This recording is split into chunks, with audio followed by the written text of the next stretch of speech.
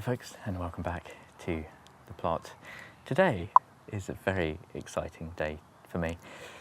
We know yesterday was a very sad day, and I'm sure I will talk about that more at some point today, but I want today to be a happy video, an upbeat video, and oh boy, am I excited. This, my Dorset Naga chili plant. It was looking absolutely amazing before I brought it out to the chili house and the greenhouse. There are just one or two aphids on my peppers, which is not ideal, but it's not the end of the world. They're literally kind of maybe 10 or 20 on here, on this whole plant, I would guess, and they're not really going to be having much of an impact at this point, but we know aphids do tend to get out of control. I've had a lot of questions recently about neem oil.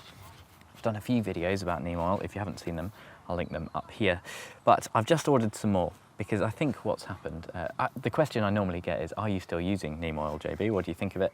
And yeah, I think it's a wonderful, wonderful organic pesticide, to be honest. But what I have done is left mine in silly places. So neem oil is very sensitive to heat. You really want to keep it at room temperature. You do not want to leave it somewhere like a greenhouse or even an uninsulated shed. You know, sheds will get really, really warm in the sun. And I think I probably cooked mine because I've used it a few times this year on various things at home. At home in the conservatory, we've got a lemon tree that is fully infested. So it's just not touched it. So I've just ordered some more, and very soon I'll be giving everything a dose. But this Dorset Naga is destined for this absolute beast of a pot. It's actually a potato tub. I think these are 30 litres. I thought it said 80 litres for a second. I was like, hang on a minute. No, it is 30 litres on there. So we're gonna get it in. Hopefully this is gonna be a monster chili plant. Chili Chump, an amazing chili YouTuber, chili focused YouTuber anyway, has done some monster grows recently. I'll link those up here as well. If you haven't seen them, they are well worth a look. This year he's doing hydro. This is gonna be nowhere near kind of, you know, anything close to what he was able to do. I think he had a 180 litre tub or something. It was just absolutely crazy, the ones that he's grown. But when you start repotting chilies into big pots and you've got a lot of them, the same is true of tomatoes. I really think it's worth making up a potting mix in a wheelbarrow. It saves a lot of time. If you've got something bigger, even better. Some people use a bathtub and oh dear folks, it's voiceover time. Again, we've got a lot of audio malfunctions in today's video, as you'll see, but what I was trying to say here was about using a bathtub, and when I went to see Chili Chump, he had a whole cement mixer that was mixing up all his potting mix, and it made things so much easier, so the bigger the better. Oh, he's off. JB's off. And this is the Silver Grey, the star of the show, really. This is a full-on 40 litre. So I'm really hoping it doesn't tip over during this, because if I lose all this very expensive compost, I'm going to be a bit upset. It's quite moist, which is nice. And to this, I'm going to add a load of vermiculite first. I will put a proportional recipe in the description. It's a little bit difficult when you've not done it, counting out the compost, but I've got a pretty good eye for what I like in my mix now. So the vermiculite is for water and nutrient retention, and then we have perlite mostly for drainage. Now, I'm not too concerned about the perlite this time around. What I say here before the mic breaks is that Silver Grey is quite free draining, so I find you don't need quite so much perlite. I am as well going to add some Groshaw pellets. Now, these aren't organic, and that is worth mentioning up front. I'm not particularly concerned about using organic fertiliser. There are lots of organic fertilisers available, and I prefer to use those, but these were a bargain. This entire bag was 50 pence, and it's a really nice, balanced, slow-release fertiliser. And then for good measure, not everyone does this, but Chili Chump, I know, does use a little bit of chicken manure in his. So I've got some chicken pellets here. Once again, another on-sale bargain. So I'm quite sparing with these because they can be quite strong, but just a little scatter. Now, there is a lot of mixing. This decapitated fork, it's actually quite handy for this, but when you've got such a big quantity, I've maybe slightly overfilled this as well. Maybe it would have been better not to use the whole bag, but I figure anything left over I can use on my other peppers. There's plenty to pot on at the moment. This is the part. Ooh.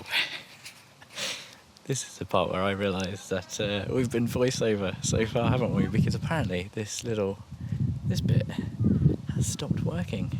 I have no idea why, but it stopped working at the end of my last video, and I thought, well, I didn't think anything of it. So I hope you've been enjoying the voiceover so far. But now we're going to go back to this, which I haven't used in a long time, and I hope it works much better. It is time now for the moment of truth, really. There it is. I hope this works. I tell you what, I'm actually quite nervous about this. It's very rare that I'm nervous about doing anything in the garden.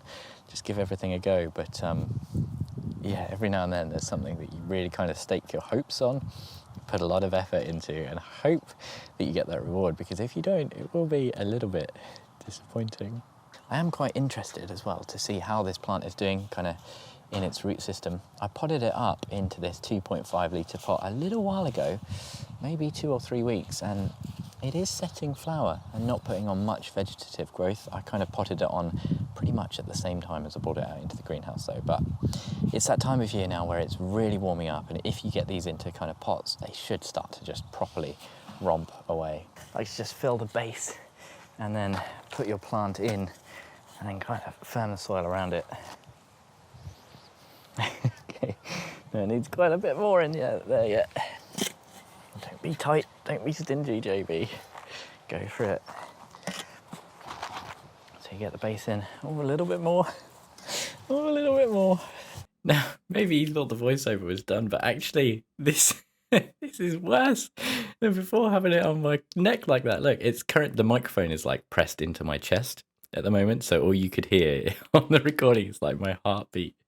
Absolutely shocking. But what you can see, I've got the plant pot in, I'm filling it up, it's got the base, I finally stopped being stingy, got enough compost in, and as you kind of put it around the pot, you can then start to just firm down around the edges. It's really good making sure that you get all the air bubbles out, and then just nicely lift out your pot, and you've got like the perfect space for it. When you take it out of its pot, you can then just plonk it straight in the nice ridiculously oversized tub of potting mix.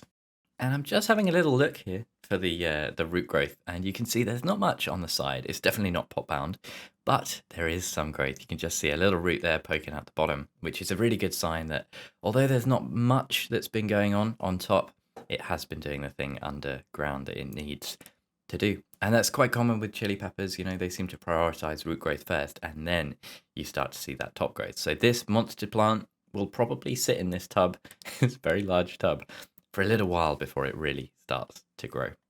Surprisingly, there's still a healthy amount of potting mix there.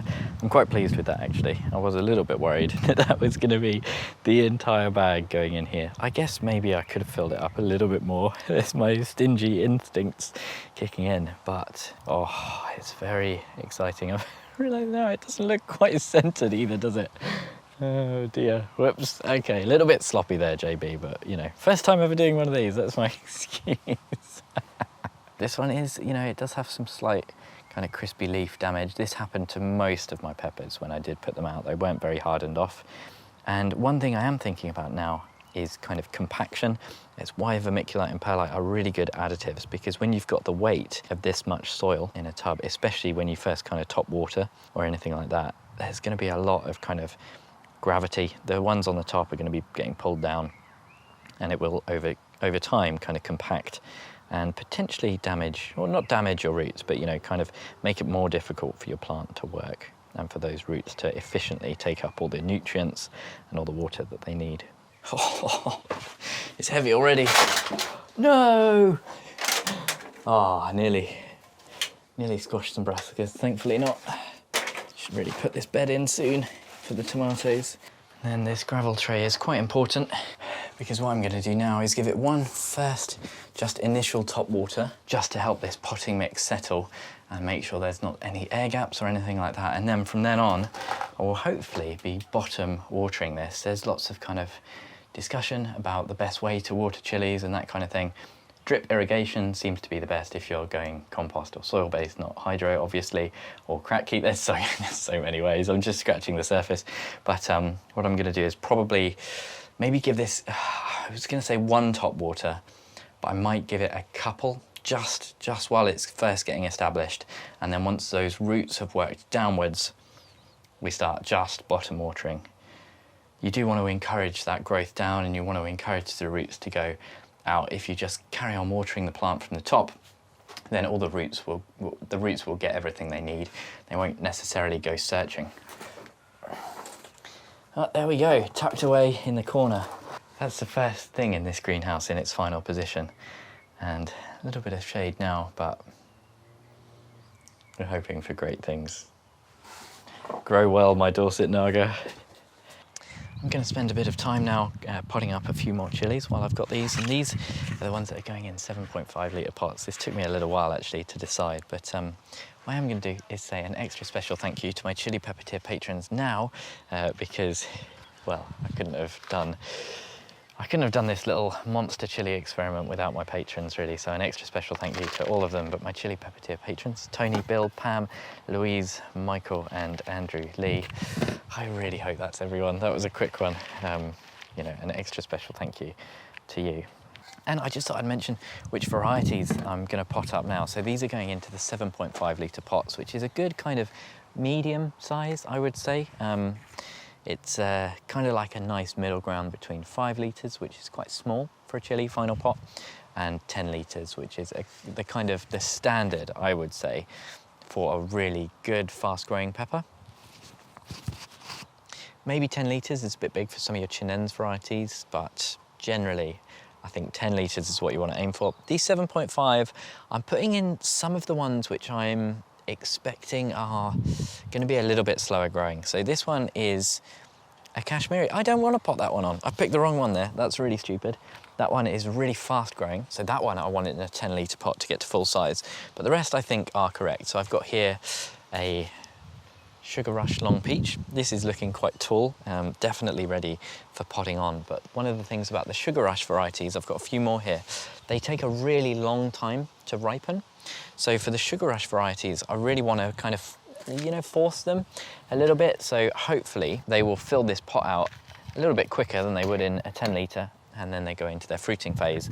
And hopefully that means they'll be a bit ahead, a little bit early with their fruit. And then subsequently, when it comes harvest time, September, October, they will have had time to fully ripen, and we should get a really nice crop. The other ones, I've got an Ahi mango, which I'm not too sure about, to be honest. I've never grown it, never tasted it, so 7.5 seems about right. I don't really want to necessarily put that in a 10 litre if I don't know that it's a pepper I'm going to love. I've got a 7-pot bubblegum as well, a super hot, a very, very hot pepper. And I think with something like this, a little bit more slow going, probably better suited to the 5 litre or the 7.5. I'm going to give this one a 7.5, and I'm going to do another one in a 5 litre, and hopefully this will have a good life. And then I've got at the back here as well another Chinense variety. This one is a Trinity, and I think once again the Chinense are a little bit better suited to the 7.5 because they're slower growing, slower maturing, etc. Means we'll get a slightly more efficient pepper harvest. And there might be a few more that I put in 7.5, but I do only have 8 pots. I did only have 4 the other day. I showed that in a video, and I was like, there must be somewhere else, and I found some in the shed at home. So they are the peppers that I'm going to be potting up now. And really, that is the peppers. But I do think I would probably like to say a few more words about Steve, if you don't mind.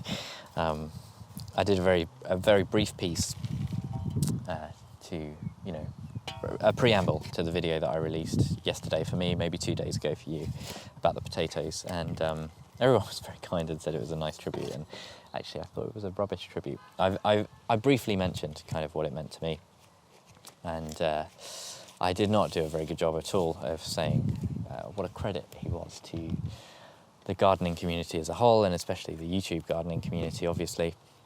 And I'm not very good at that. That's why I didn't. And to be honest, I'm not going to be able to do that here. There have been countless tributes and condolences that have been sent our way to all of the Potty Mouthers, and it was really bittersweet yesterday. It was absolutely lovely seeing how many comments. Yesterday I just allowed myself to be really sad. Really, truly devastating day. And sometimes I think it's really good. Everyone deals with grief and these things differently, but personally I like to really just let myself feel it, you know. I don't like to bury it or try and get on with life as normal. I like to feel what I need to feel. because I feel, I've said feel too many times, but because I feel after I've done that, I can wake up today, for example, the day after, and it feels, in some ways, I don't know what the right word is. Wow, this one is root bound. Steve might not be too impressed with this one. I don't know what the right word is, but it feels like I'm not in shock anymore. I've come to terms with it, and I feel much better for that. And I did a little post in our Potty Mouth Discord that I'll flash up on the screen now, which I really feel probably conveys just about everything I can say.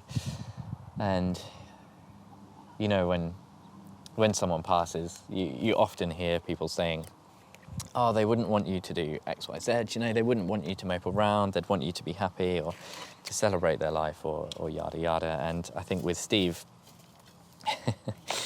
I can say with certainty, with absolute 100% certainty, that he would not want anyone to be sad or moping around. You know, feel what you need to feel, process it. But what I think I loved about Steve is, one of the things I think I loved about Steve and his YouTube channel in particular was that it was a real knowledge sharing. You know, what I do is very different. I don't really share knowledge. I share my experience of gardening, and I hope that brings people a lot of enjoyment. In fact, I know it does. I know it does because I read the comments.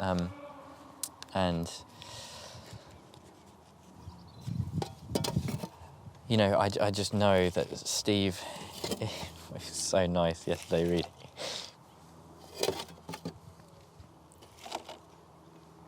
It was really nice yesterday reading about just how many people Steve, you know, influenced and helped kind of get into gardening. And it was really, really lovely. You know, he is a person who has touched so many lives, you know, with his videos, with his audience of, you know, many, many thousands of people, even if you weren't a regular viewer, you know. And yeah, it's just it's a great loss, isn't it? But one of the overwhelming positive messages that I saw yesterday, and it just always put a smile on my face, the idea that you know, he will live on, not just with his channel, which will still be there full of advice, but he will live on in people's gardens. And the advice that he's given over the years, the enthusiasm that he's helped, the enthusiasm or inspiration that he's provided to people, you know, will live on. And what a legacy, okay? What a legacy, Steve. And today I told myself I was determined to spread a little bit more enthusiasm and happiness, and hopefully you've seen that with how genuinely excited I am about my Dorset Naga and these chilli plants. Putting these in bloody massive 7.5 litre pots is always, you know, it's always a great feeling when you know just how big these things are going to get. It's quite surprising. It's one of the things that surprised me definitely the most about gardening, and when I started growing chili peppers is, you know, you're used to thinking of them as kind of maybe 2 or 3 foot high, but if you give them, you know, if you give them enough space, then whew, you get some absolute beasts. Really, I think that's just about all I can say for today's video. You know, I'm not necessarily great when it comes to these things, trying to find the right words.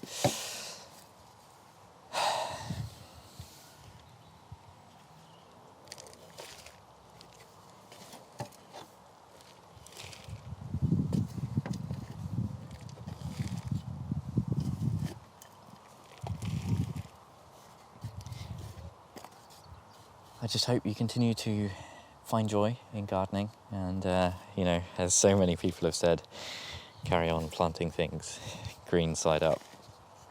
Thank you ever so much for watching. Hopefully I'll see you again in the next one.